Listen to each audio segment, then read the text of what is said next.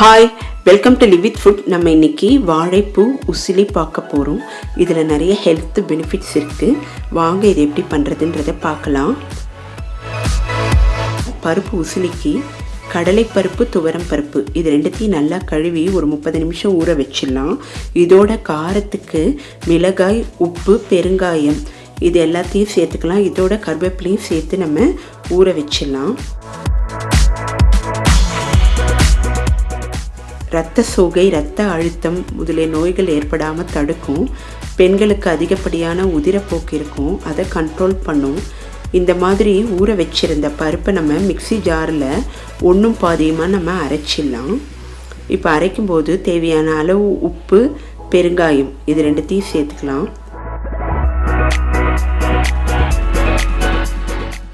இப்போ அரைச்சதை ஒரு இட்லி தட்டில் இந்த மாதிரி வடை மாதிரி தட்டி நம்ம வேக வச்சிடலாம் 10 நிமிஷம். இப்போ நம்ம அது வெந்துட்டு இருக்கிற டைமில் இந்த வாழைப்பூவை நம்ம ஆஞ்சி வச்சிடலாம். இந்த வாழைப்பூவில் இந்த மாதிரி ஒரு நரம்பு இருக்கும், இதை எடுத்துட்டு தான் நம்ம சமைக்கணும். ஒரு பூலையும் இந்த மாதிரி நரம்பை எடுத்துட்டு நம்ம வாழைப்பூவை ரெடி பண்ணிக்கலாம். இது ஒரு லாங் ப்ராசஸ் தான்.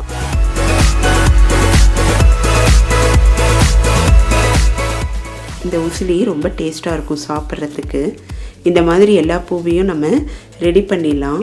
இப்போ நான் ஒரு பவுலில் மோர் எடுத்திருக்கேன், இதோட மஞ்சத்தூளும் சேர்த்துக்கிறேன். இதை நல்லா கலந்துடுறேன். இதில் தான் நம்ம வாழைப்பூவை கட் பண்ணி போட போகிறோம். இது எதுக்குன்னா, வாழைப்பூ அப்படியே போட்டோன்னா கருப்பாயிடும், கலர் மாறிடும். இந்த மாதிரி நம்ம மோரில் போட்டு வச்சோன்னா கலர் மாறாமல் இருக்கும். சமைக்கும்போது இதை ஒரு வடித்தட்டியில் போட்டு மோரெல்லாம் எடுத்துட்டு நம்ம அந்த வாழைப்பூவை சமைக்க ஆரம்பிச்சிடலாம். இப்போ நம்ம இதை ரெடி பண்ணிட்டோம். இதை குக்கரில் தண்ணியெல்லாம் எடுத்துட்டு 3 விசில் வேக வச்சு நம்ம எடுத்துடலாம். ஈஸியாக இந்த உசிலி தயாராகிடும். வேக வைக்கும்போது கொஞ்சமாக தண்ணி விட்டு வேக வச்சிடலாம். இப்போ நமக்கு இந்த வடை மாதிரி தட்டினது ஈஸியாக நமக்கு ரெடி ஆகிருக்கும். அதை இப்போ ஒரு மிக்சி ஜாரில் போட்டு நம்ம அரைச்சிடலாம். அப்போ தான் இந்த உசிலி நல்லா உதிராக நமக்கு கிடைக்கும். இந்த மாதிரி அரைச்சி வச்சிடலாம்.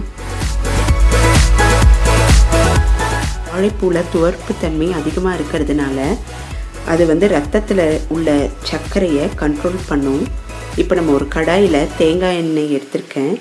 இந்த வாழைப்பூ உசிலி தேங்காய் எண்ணெயில் செஞ்சால் ரொம்ப நல்லாயிருக்கும். கடுகு தாளிச்சிடலாம்.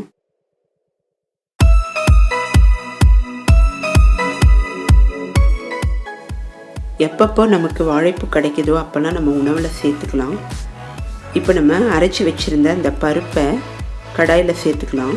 இது நல்லா ரோஸ்ட் ஆகணும். அதனால் 2லேருந்து 3 நிமிஷம் இதை மூடி வச்சு அடுப்பை சிம்மில் வச்சிடலாம்.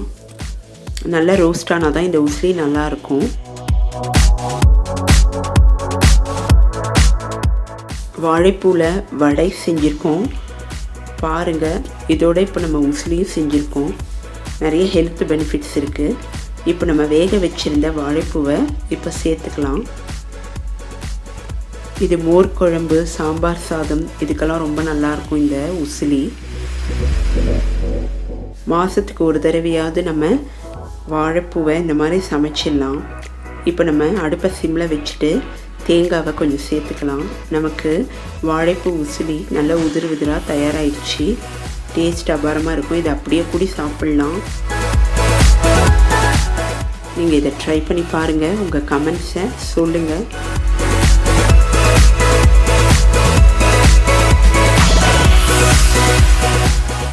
மறக்காமல் லிவ் வித் ஃபுட் சேனலை சப்ஸ்கிரைப் பண்ணுங்கள். நெக்ஸ்ட் வீடியோவில் மீட் பண்ணுறேன். பாய்.